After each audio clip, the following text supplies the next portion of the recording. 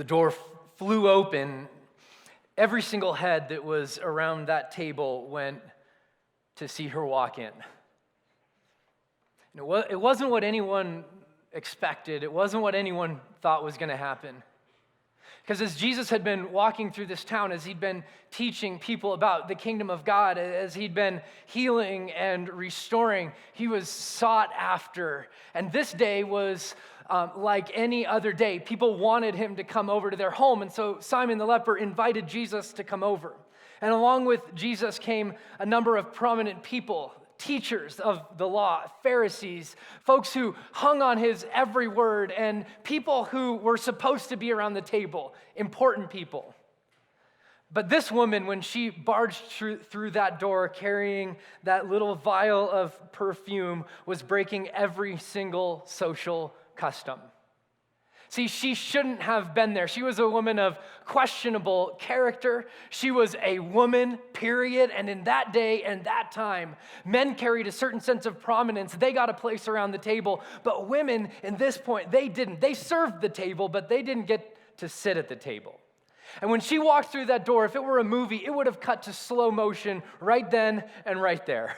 The music would have slowed down. The scene would have just sort of floated in the air as everybody waited to see what would happen next. This woman, this sort of shady character, she walked over to Jesus and took the most valuable thing that she owned, the most expensive thing in her house, and she broke the jar open, and she took the perfume that was in it, and she poured it down on Jesus' head. And those teachers of the law, the Pharisees, Jesus' disciples, the air was just sucked out of the room. Everybody waited to see what's going to happen next. Are we going to see a stoning? Is that what's going to happen? Because women like that aren't supposed to touch people like him. Is he just going to dismiss her publicly, but caring about her soul like Jesus would? What's going to happen next? And what happened next shocked everybody. The disciples wanted to see the money that was used to go to good use, to help people. It was a way that they could have funded the ministry. But this woman, as she pours this perfume down on Jesus' head, here's something that probably even she didn't expect to hear. Jesus says she's done what she could. She's anointed my body before burial. See, Jesus is marching to the cross. He's about to give his life. And what he does is he ties this woman's lavish love, this reckless love, into preparing him to go to the cross. She's playing a part in the story of God. And then he says something that's just crazy. Something that should cause us to step back a little bit, should cause us to pause. He says, and truly, I say to you, wherever the gospel is proclaimed, wherever the good news of Jesus ruling and reigning as king, restoring his broken creation, making it whole again, speaking life into death, speaking new into old, speaking hope into despair, wherever the gospel is proclaimed in the whole world, what she has done will be told in memory of her. What a turn. What a turn of events. And here's what Jesus is saying, that the actions that we live by, the things that we do, they matter. They matter. And Jesus ties this little, quote unquote, act of devotion, this act of love, this act of sacrifice. And he goes, all right, when people tell my story, they're also going to tell her story. When people talk about my sacrifice, they're also going to talk about her sacrifice. When people talk about my love, they'll remember not only my cross, but they'll also talk about her perfume. They'll talk about the way that she stepped into this moment and didn't let it pass it by, where she did what she could, where she took what she had and she lavished it down on Jesus. See, here's the point that Jesus is making, that every single life has significance. Every single life matters, and what we do with our life and what we do with our story matters, because your life can inspire life in the lives of others, just like this woman's life did. It had this trickle effect to it, where Jesus goes, all right, we're going to be talking about this. This matters. This has significance. And for generations, people are going to talk about the way this woman used the life that she had to make the most of the things that matter. You got a domino when you walked in? Will you hold it up for me? Just want to know you have it. We have 3 kids at home, and occasionally they'll play with dominoes like this, which means that occasionally there's a lot of crying in our house, which is saying it lightly, because if you've seen kids play with these dominoes, you know that the older will start setting them up and the younger will intervene, as it were. But here's what I love to watch happen, is if you take these dominoes and you line them up one right after another and you knock the first one down, what's going to happen to the rest of them? Right, yeah. They're gonna fall, right? They're going to fall. It's the same thing that happens in a life well lived. That it doesn't just influence that life, but it influences the life of all the lives around it. It looks a little bit like that. It's this story, your story, woman who shatters this little vial of perfume and anoints Jesus' head, will be told. Your life will matter. But here's the thing. Here's a question that we often wrestle with. How? How do we make our lives matter? How do we make our lives carry a weightiness or a significance to them? Think about the people in your life, just for a moment. Think about the people in your life who've influenced you most. Okay, you got that list in your head? Here's my guess. My guess is that they weren't the people in positions of power or prominence. It's just my guess. My guess is that they weren't maybe the smartest person you've ever met. My guess is you're not thinking of the person, that guy was brilliant, and therefore his life or her life mattered in my life. See, that's often the way that we think about it, but it's not true in the life of this woman, and it's not true in the lives that we live either, in the way that we're impacted and that we're changed by the people around us. The people that change us the most are the people that love us the best. And they're also the people who aren't necessarily trying to have an impact. They're not people who are living to say, all right, I'm going to try my best to have an influence on the people around me, and I'm going to try my best to do whatever I can to change people. They're people who are trying to live faithfully and that God is using mightily. Yes? It's true in my life. My guess is it's true in yours also, that we influence positively by living faithfully. In the same way that this woman did. She stepped into this moment. You know what's interesting is that the opposite is true also. That we lose our influence when we lose our faithfulness. See, very few people, we can look at presidents, we can look at parents, we can look at pastors who've had great influence and their influence has waned or it's fallen off completely. But most people don't lose their influence because their strategies fail. Most presidents don't lose their influence because, well, something just went wrong in the plan that they had. Some do, but most pastors who lose their influence don't lose their influence because their 10-year plan didn't come to fruition. Most people lose their influence not because their plans fail, but because their character does. It's what takes the weightiness out of a life. And the same is true. We influence positively by living faithfully if you want your life to matter. The scriptures would say, well, give it to God and let him determine what that looks like and how that happens. Because when we try to make our lives influential, typically what we resort to is worldly systems of power and authority rather than the way of the kingdom and rather than the way of Jesus. And the story we've been looking at over the last few weeks, a story in 1 Samuel 14. If you have your Bible, open there with me. 1 Samuel 14. As we have been journeying with Jonathan and the Israelite army. You'll remember that the Israelite army is cowering in fear. They're on one side of a valley, and their enemy, the Philistines, are on the other side of the valley. The Philistines have 2 swords to their name. Say it with me, 2 swords. 2 swords to their name. The Philistines have tens of thousands of soldiers. They have numerous resources, numerous swords. They are ready to go. They're sending raids of soldiers over to attack the Israelites at every chance that they get. And Jonathan is sitting there. He's in this moment wondering, all right, am I gonna live or am I gonna exist? And a few weeks ago, we talked about Jonathan stepping into this moment, deciding he's not just gonna sit on the sideline or on his side of the battlefield and wait and hope, but he steps into this moment trusting that God is able to do whatever God wants to do. And we said that faith is confidence that God can, not certainty that God will, because Jonathan goes, I don't know what God's going to do. Maybe he'll act on our behalf. Maybe he won't, but maybe he will.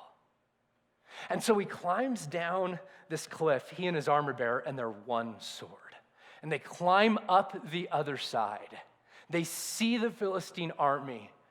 They show themselves to them. The Philistines say, come up here, which was Jonathan's cue that God is going to fight in this war. And Jonathan climbs up like a rock climber climbs the face of a mountain up to the other side. And he gets to the other side and he starts to fight this battle. Just he and his armor bearer, 2 guys, 1 sword. I don't know if they knew jujitsu or karate or what. But God moves. The earth trembles. God shows up, and they start to have this victory. This really fascinating thing happens, though. There was people from the Israelite side that had joined the Philistine side because they wanted to be on the right team. It's the same reason some of you started rooting for the Cubs in the World Series last year, okay? Put your Rockies stuff away. Put your Cubs hat on. I get it, right? They wanted to be a part of the winning team. And they switch back and they're fighting with Israel. There's people who are hiding in caves that start to come out of the caves and their fear starts to get pushed down by Jonathan's faith. The fascinating part about this story is that Jonathan doesn't have this grandiose plan of my life could matter. My life could make a difference. He just simply knows what God's calling him to do. And he steps into a moment, trusting that God will use his life. And when God uses Jonathan's life, we see the reality that all of the lives that are attached to him start to be impacted by him. When he walks across that valley, up the other side, and engages in war, he's just living faithfully. But what God does through him is he influences everybody else positively. Last year, on Mother's Day, we hit this point in our sermon series we were doing on the life of Jacob, where Jacob married both Rachel and Leah. And last year, I did a Mother's Day message on polygamy. This year, I'm doing a Mother's Day message on war. I aim to please. Actually, it's a message on influence. It's a message on using your life for the things that matter most. And it's a message on how to do that. Because I've never met a mom and I've never met a person who didn't want their lives to be defined by positive influence on the people around them. We have something built into our DNA that says, my life was meant and designed and made to matter. And for moms in this room, when you held a little baby in your arms for the first time, you sensed this weightiness of my life isn't just mine anymore. And I don't just get to live for me anymore. And I want my life to matter. Or if you've had the chance to mentor somebody, or you've had the chance to walk with somebody, or you've been a teacher, or you've been in a care profession, you've sensed this. I was designed for more than just me, and my life was made to matter. My story was made to matter. But we get into all sorts of trouble, don't we, when we try to make that happen on our own? So what I want to do today in this Mother's Day message is unpack this passage for the next few minutes just to show what are these mile markers along the way of living faithfully so that we can impact and influence positively. How do we do that? That's a great question. really glad you asked. Here's what we see in the life of Jonathan, because he lives this out. It says, one day, Jonathan, the son of Saul, said to the young man who carried his armor, "Come, let's go over to the Philistine garrison on the other side." Now, here's what Jonathan has to his name. 1, he has a good friend. 2, he has a sword. That's it. His list of resources is fairly short. There's no footnote. He doesn't have anything else. If you look at what he's living against, what's stacked against him, there's a whole nother army. They're vastly resourced. They're ready to go. They're well-trained, and they want to fight. Here's what Jonathan does not do.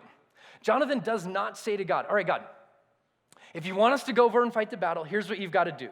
You've got to give us roughly 10,000 more foot soldiers, okay? We've got to find a way to get some more swords so we can go into battle, so we can have enough to do what we feel like you're asking us to do." Most of the people who have influenced you significantly felt under-resourced. They felt like they didn't have what it took. They felt like all the deck was stacked against them, and that if God didn't come through, they might fail. So here's what Jonathan does. And here's what people who have influence do. Here's where how moms start to have significant influence, or grandmas start to have significant influence in the lives of the people around them. They start where they are with what they have. They start where they are with what they have. Do not, please, do not wait until you think you have what you need to go where God's called you to go. And in our world of vast social media, it can be so easy to look at what everybody else has, can't it?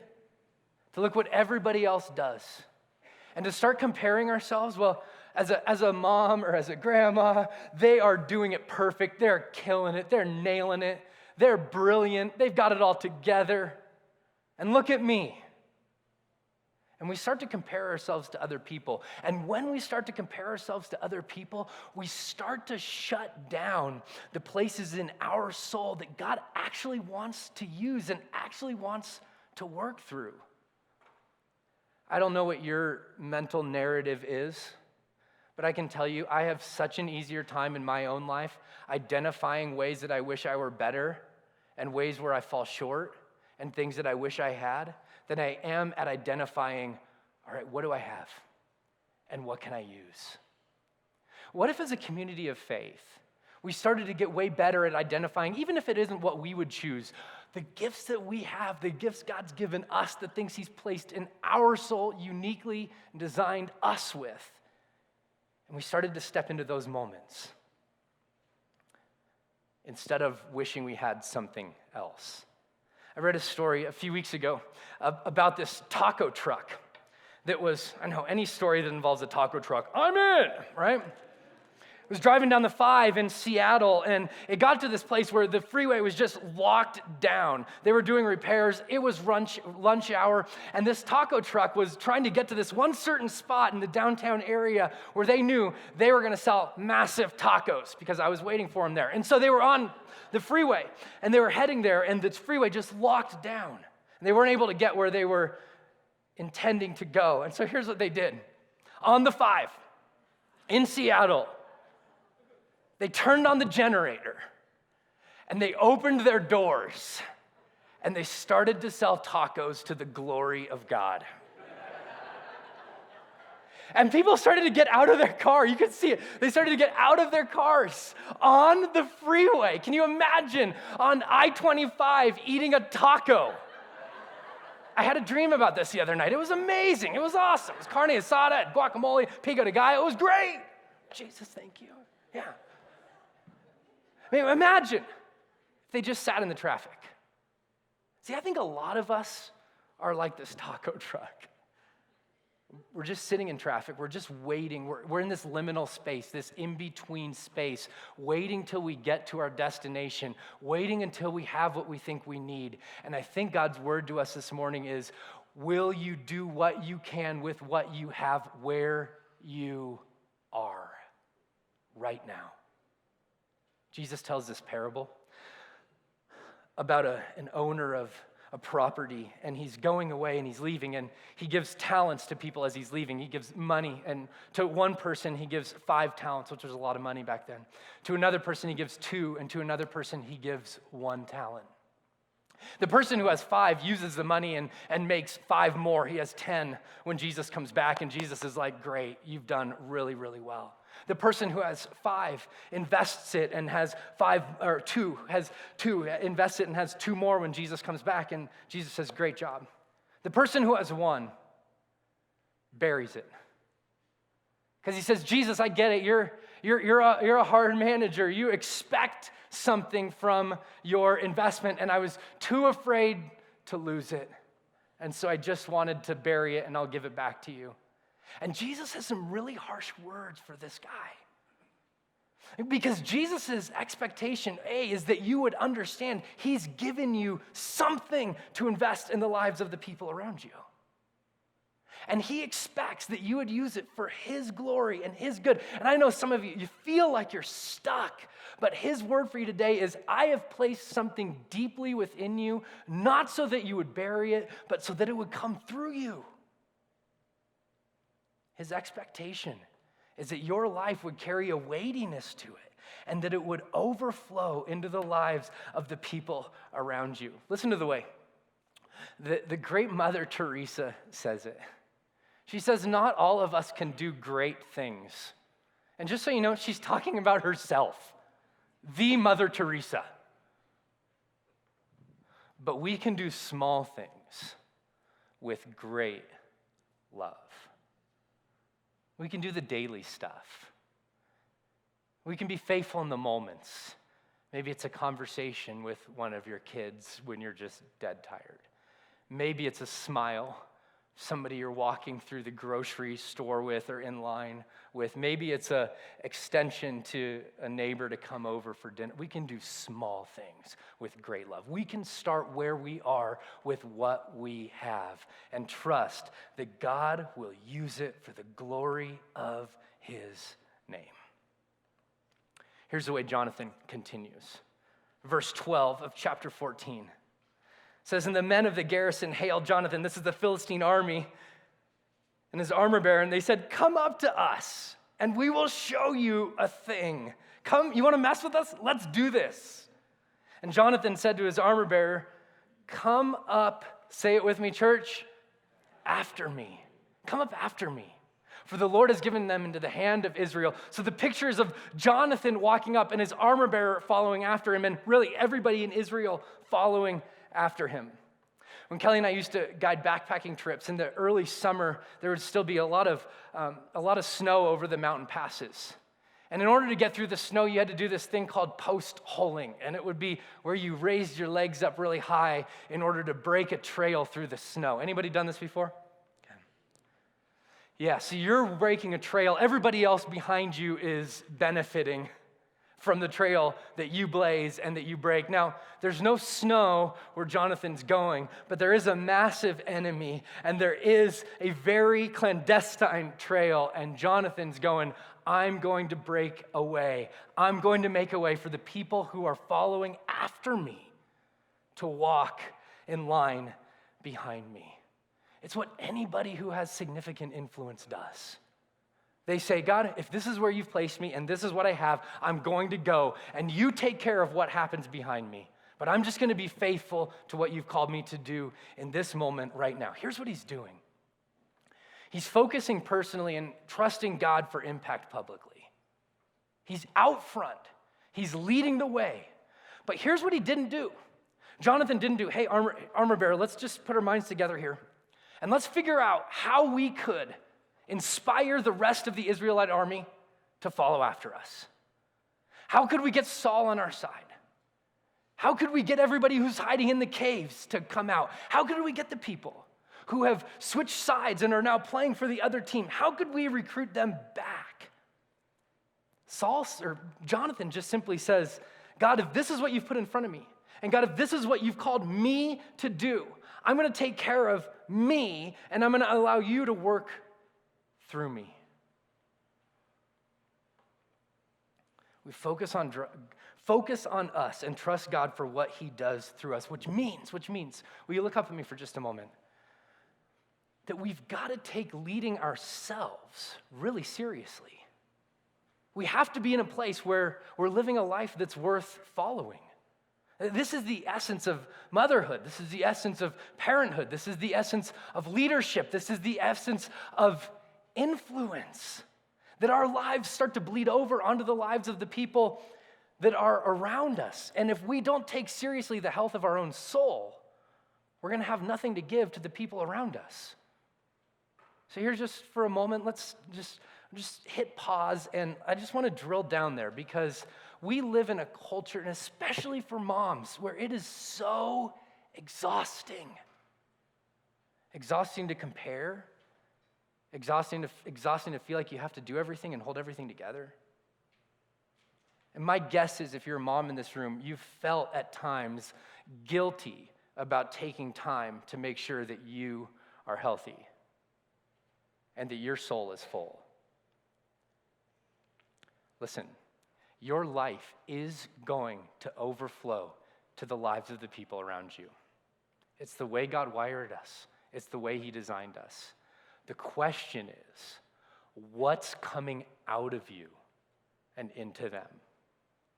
Can I encourage you that it is not selfish to prioritize your own personal health? It's like this pep talk they give you on the airplane. That's not the technical term, but you know what I mean. Where the people say, all right, if we crash, there's going to be an oxygen mask that comes down, right? This is not their drill, but this is my version of it, right? And if you're a parent, I want you to put it on yourself before you put it on anyone else. Why? Well, because you're not good to anyone if you're not breathing. Okay, so here's your Mother's Day message in a nutshell. Mothers, write it down, okay? If you're a dad or a husband, you write it down too, just in case she doesn't, okay? You're not good to anyone if you're not breathing. If you're not alive, if your soul's not alive, that's going to flow over into the lives of the people around you. And so Jonathan gets that. He's out front. He leaves the crowd. He steps into this moment. He understands that in order to walk into his destiny, he may need to walk away from security. And because of who he is, because of the way that he's cultivated a soul life, he steps into this moment understanding, God, you're going to work through me. Your life is going to speak through me. Your words are going to come through me. Your plan is going to be executed through my obedience. Jonathan isn't worried about that on the front end. He's just going, all right, I want to be healthy in front of you. I want to be obedient to you, God. And then would you use my life to impact the lives of everyone around me? But it starts with him being in a place where he can actually hear the voice of God. See, here's the thing. If you're healthy personally, spiritually, your life has the ability to speak into the lives of the people around you in significant ways. And if you're not, that flows into the lives of the people around you in significant ways also. Parents, you know this is true, right? We know this is true. So man, maybe today it's just hitting reset and going, all right, how do I cultivate rhythms where I can get healthy spiritually, holistically? And then Jonathan, verse 13, chapter 14. And then Jonathan climbed up on his hands and on his feet. I mean, you get the picture that Jonathan is climbing up this pretty steep hill. That's what you should have in your mind. And he's in this position of vulnerability. He's in this position, literally on his hands, on his knees. All of Israel is behind him. And he's here, blazing this trail. He says, come up after me, follow me. And now he's in this position of being in his hands and on his knees. It's the same position that this woman was in when she walked in to see Jesus at that meal. She gets on her knees. She breaks her jar of perfume and she pours it on his head. It's the same position that Jesus is in on the night that he's betrayed, John chapter 13. He has a meal with his disciples and he gets on his knees and he goes around to every one of his disciples and he washes their feet. In this position, not of power and not of prominence, but of servanthood, of vulnerability. Because here's what Jonathan knows, and here's what the woman knows, and here's what Jesus knows. If you want to influence and impact the people around you, it's not by lording your power over them that it's going to happen. It's by serving them and loving them and giving yourself for them on his hands and on his feet. And so if we want our lives to matter, we live faithfully. We live faithfully, using what we have where we are, focusing on being healthy people before God and trusting what he'll do before others, and that we would serve significantly as a way to affect or impact dramatically. See, here's the thing. Influence requires servanthood. It's not optional. It was interesting. Jesus was talking with his disciples. And one of the moms, this is because it's Mother's Day, we need to include this. One of the moms of two of the disciples, James and John, came up to Jesus and she said, "Hey, Jesus, I want my boys to have impact. I want my boys to have some significance. James and John, I want one to sit at your right hand and one to sit at the other. What's it going to take to make that happen?" Can you imagine if you're James and John, what you do when you find out that your mom cornered Jesus to try to get you a better seat at the table?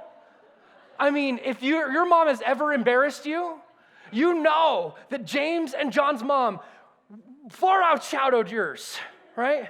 I can remember my brother was playing baseball. He was up to bat. All family was sitting in the stands, and there was this inside pitch that just zoomed right by him. And my mom yells from the stands, "Hey, Adam, at least you're wearing your cup."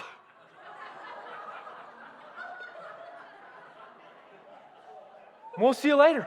Thank you. It's been nice, friends, to have you as friends, but I mean, this is the equivalent. This is a spiritual equivalent. James and John's mom steps into this moment and goes, "Come on, hey, could we try to get my boys more influence, more prominence?" And here's what Jesus does not say. Jesus does not say, "Man, woman, it's really evil for you to want your boys to live a life that matters." She actually says, "Let me teach you," Jesus does to her, "let me teach you the pathway to making that a reality."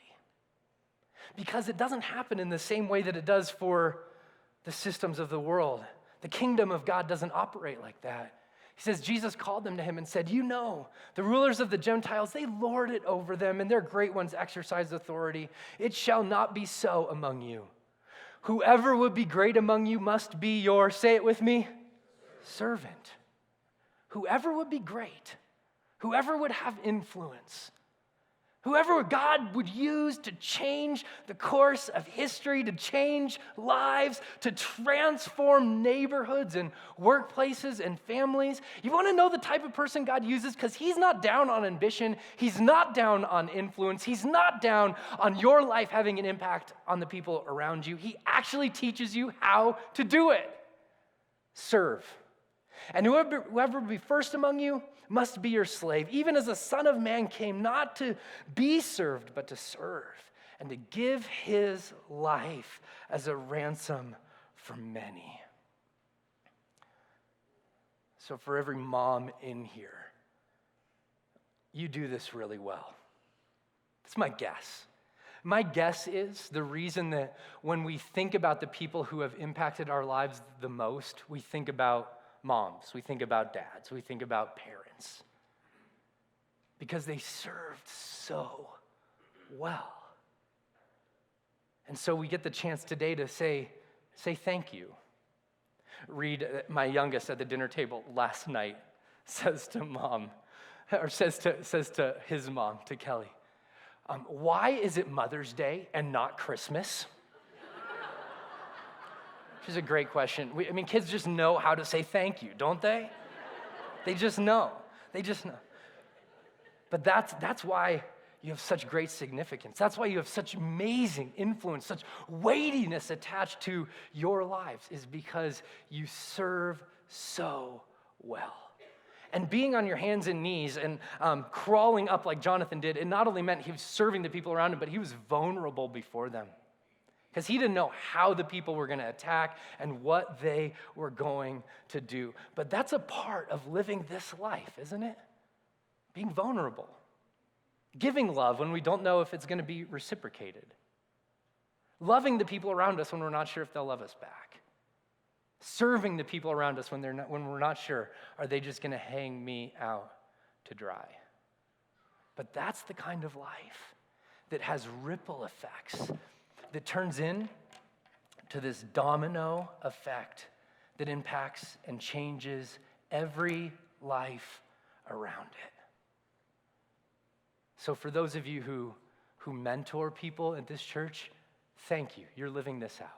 For those of you who on Saturdays come and serve food at our food bank to help a population in our neighborhood that's hurting, the 70 to 100 families we feed every week, thank you. To those of you who hold babies in our nursery, lead small groups with our students, invest in the lives of our young adults, thank you. For those of you that hold doors, shake hands, have conversations, invite people over to your house, open your homes for life groups to happen, thank you. You're serving, and through your service, God is having a massive impact.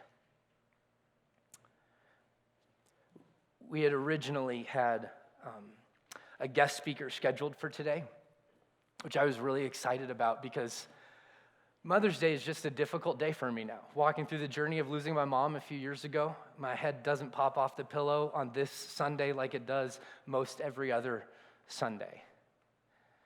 And so if you're in that place of tension today, I'm right there with you. But it's also this great reminder of the way that my mom's domino fell. I can remember as we were sitting around the table after she'd passed away, and as a family, we were planning her memorial.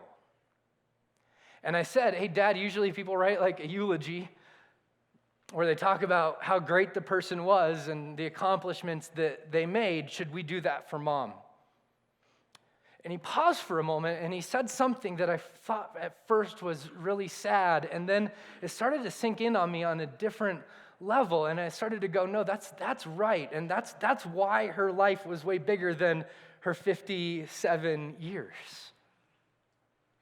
And here's what he said. He said, Ryan, Mom didn't have a lot of accomplishments. He said most of them are sitting in this room around this table. And I thought, yeah. See, a lot of people, they talk about valuing the little things in life. But she lived it. She started with what she had, where she was, and just invested in the people around her. I'm grateful that for 30-something years, I was one of those people. She was a healthy person. She didn't really care what people thought of her. It was great and embarrassing at times. Man, I don't know many people who have served better.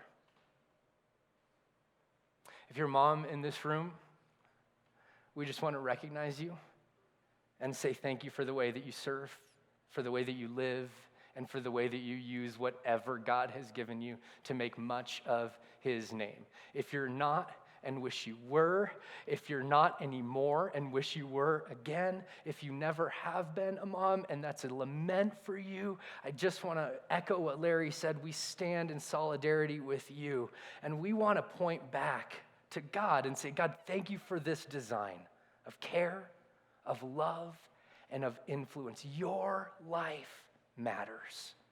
Would you live faithfully in a way that God would shine radically through you?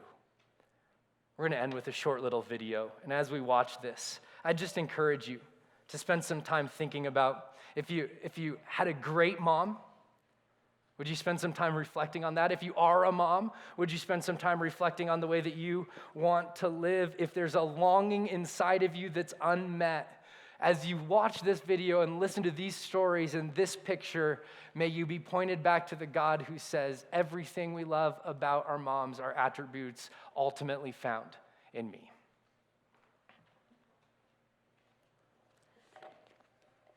There are those who say that this is ordinary, but don't let that fool you.